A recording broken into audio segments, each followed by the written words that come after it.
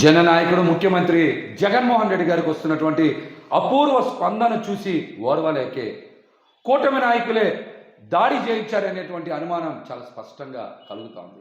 ఈ కుట్రలో చాలా బలమైన నాయకులు ఉన్నారనేటువంటి అనుమానం కలుగుతుంది. ఇందులో చాలా పెద్దల హస్తం ఉంది, పెద్ద కుట్ర కూడా దాగి ఉందని చాలా స్పష్టంగా తెలుస్తుంది.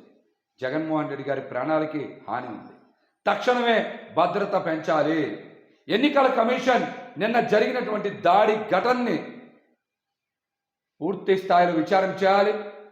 ఎవరైతే దాడికి పాల్పడ్డారో, ఆ దాడికి ఎవరైతే కుట్ర పన్నారో వారిని కూడా విచారణలో వెంటనే తేల్చి కఠినమైన చర్యలు తీసుకోవాలని కూడా మేమైతే డిమాండ్ చేస్తాం.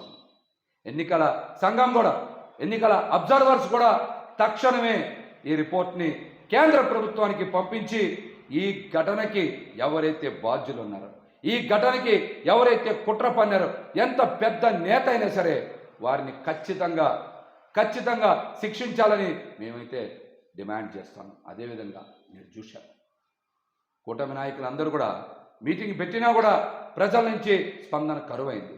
జగన్మోహన్ రెడ్డి గారికి ప్రజల దగ్గర నుంచి వస్తున్నటువంటి అపూర్వమైనటువంటి ఆదరణ చూసి తట్టుకోలేకే, ప్రజాస్వామ్యబద్ధంగా ఎదుర్కోలేకే ఒక్క జగన్మోహన్ రెడ్డి గారిని ఆపలేకపోతున్నాం అనేటువంటి ఆందోళనతో, రాబోయే ఎన్నికల్లో ఓడిపోతామన్నటువంటి భయంతోనే జగన్మోహన్ రెడ్డి గారి మీద దాడికి పాల్పడ్డారు. దీని మీద పూర్తి స్థాయి విచారణ చెయ్యాలి, భద్రత పెంచాలి.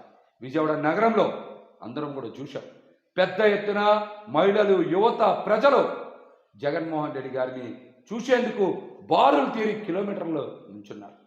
వారికి స్వాగతం పలికారు. మొత్తం కూడా దారి పొడవునా కూడా నీరాజనం పలికి, హారతలు ఇచ్చి, దండలు వేసి, బిల్డింగుల మీద నుంచి కూడా జగన్మోహన్ రెడ్డి గారిని చూసేందుకు ప్రతి ఒక్కరు కూడా ఉత్సాహం చూపించారు. ఇవన్నీ చూసి తట్టుకోలేకే కావాలనే కుట్ర పన్నారు, కావాలనే దాడి చేశారు. మరి నిన్న జరిగినటువంటి బస్సు యాత్రలో నేను కూడా ఉన్నా, బస్సు మీద నేను కూడా ఉన్నా. జగన్మోహన్ రెడ్డి గారికి గాయమైనప్పుడు ఆయన 2 చేతులతో ముఖం పట్టుకున్న తర్వాత తీస్తే ఇది మొత్తం కూడా ఆయనకి రక్తస్రావమైంది తీవ్రంగా. మరి కర్చీఫ్తో తుడిచాం.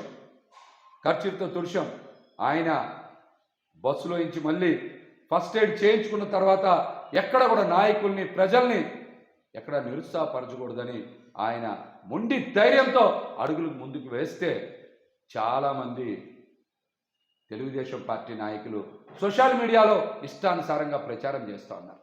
ఒక నాయకుడు ఎలా ఉండాలో, ఎలా ధైర్యంగా ఉండాలో కూడా దాడి జరిగిన తర్వాత చూసి నేర్చుకోవాల్సింది పోయి ఆయన మీద విషం కక్కే ప్రయత్నం చేస్తూ ఉన్నారు.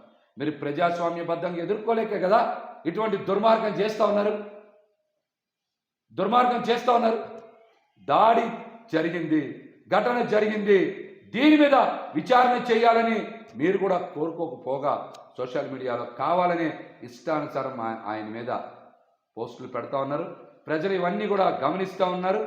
వచ్చే ఎన్నికల్లో కూటమికి ఘోర పరాభవం తప్పదు. జగన్మోహన్ రెడ్డి గారు 2వ ముఖ్యమంత్రిగా ప్రమాణ స్వీకారం చేస్తారు. మరలా మేము ఒకటే డిమాండ్ చేస్తూ ఉన్నాం, కేంద్ర ఎన్నికల సంఘం అదేవిధంగా అధికారులు కూడా ఖచ్చితంగా ఈ ఘటన మీద వేగవంతమైనటువంటి దర్యాప్తు చేయడంతో పాటుగా ఈ ఘటనలో ఎవరైతే పాల్గొన్నారో వారితో పాటు వారి వెనకాతలో ఉండేటువంటి కుట్రదారులను కూడా వెంటనే గుర్తించి కఠినంగా శిక్షించాలని కూడా డిమాండ్ చేస్తా ఉన్నాం.